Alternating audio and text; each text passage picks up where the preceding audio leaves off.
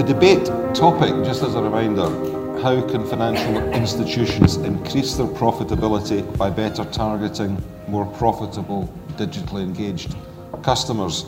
We really have digital banking club royalty, dare I say, on the panel with Terry Cordeiro, Simon Cadbury, Michal Panowicz and Boden and Bala. Earlier this year we did some research to say to what extent is digital a consideration for you as a customer when choosing a financial product. And what we found was that 89% of customers now consider the strength of digital offering when choosing who to bank with. If I'm digitally engaged and I get a great digital experience with you, regardless of whether that is just to move money around or whether actually, as Simon said, it's about a great onboarding experience, then I'm very likely to tell somebody else about it. You know, this fixation with upsell and cross-sell, cross-sell, mis-sell, okay? Right, let's get that out of our head. You know, we sell a current account, we then figure out how we're going to allocate all the costs of all the branches and all the cash management and all the sort of transporting cash to that one product. Then we have a product that's loss-making, and then we sit around and talk about what we can cross-sell. We've got to start thinking in a different way. We've got to start thinking of delivering a product customers want, and when they want it and we deliver and we earn the right to be profitable, then we have a chance of actually delivering real value to our customers. Banking's no different to any other industry in the sense that if you look after the customer, then the profits look after themselves. You have to go to where the customer wants you to be. And for a bank like Lloyds to do that, we need to make a significant investment. Thinking of an example in our office only last week where a new member of staff, a junior reporter, went into one of the big four to open an account and was told, the person that can do it for you is away, come back this time next week. A week later, we're kind of busy, can you come in tomorrow? We're snowed under with appointments. No other industry in the high street would get away with that. Some research came out quite recently that said that since the financial crisis, customer satisfaction and trust in banking has edged up little by little each year. But in the last 12 months, it started to go down again. And the theory behind it is it started to go down because banks are not keeping up with customer expectations. Other industries around them are innovating faster, they're more nimble, and they're setting a higher bar in the customer experience. And so it's fascinating. We got you with your billion pound checkbook, and we've got Anne she's not hindered by any legacy infrastructure, and she's starting from a clean sheet of paper. Say, you know, who's actually going to solve this? Who's going to win this battle? Because customers are saying at the moment they're not satisfied. No manual interference between the customer request and the fulfillment. That's a digital bank. If you have something like that in the back of the house, and of course large banks have all that legacy that is costly to replace, then even a branch becomes a digital touchpoint that only has a wonderful protein-based user interface. And then it's wonderful, because there's nothing more wonderful than a good conversation between a human and human to solve a complex abstract task, which finance is.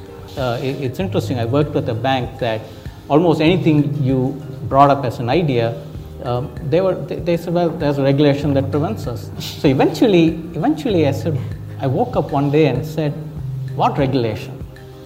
So that's what I did. I went back in and said, what regulation? And you can't pinpoint what regulation. Normally it is, you could actually sit in a room and somebody says, we can't do that because compliance says. Right. You then go and ask compliance and they say, we can't do that because the regulator says. You go and ask the regulator and the regulator says, we can't do that because it's something in some EU directive, possibly in CRD4. Nobody ever can find it in right. CRD4. Exactly. So So there is, it's the fear of the unknown. If you want to see the future of banking, I think one of the best places to look at is Turkey, Spain, and Poland. Not just because there is just one or two examples of the banks doing stuff, but actually at the average sector level, it's happening.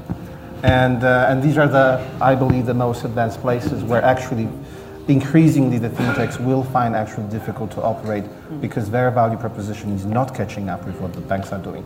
Banks are saying that we use digital as a way of giving customers better service. Right? There are still a significant amount of people in the UK who don't bank digitally.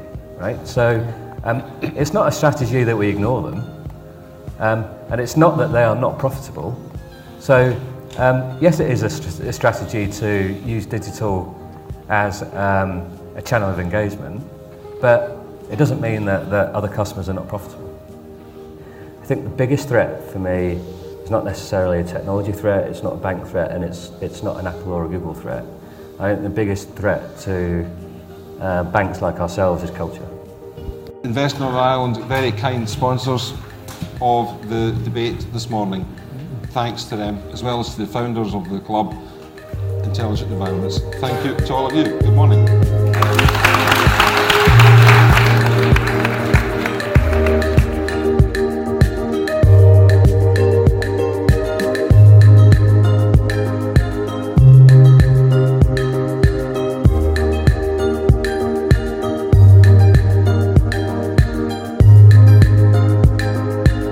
I thought we had a really good debate this morning.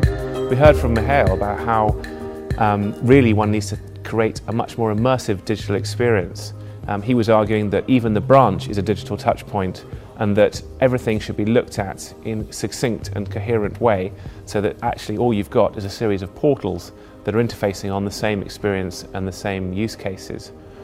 We then had a very interesting debate between our panellists from Lloyds, who's just been given a £1 billion budget to invest in digital, and a new startup challenger that's with tens of millions trying to create something from a blank sheet of paper. And both of them are trying to achieve the same outcome. They're both trying to create differentiation through a superior customer experience. One has got, as I say, this blank sheet of paper. One has got a legacy system and greater sort of scrutiny and existing customers from which it has to migrate over.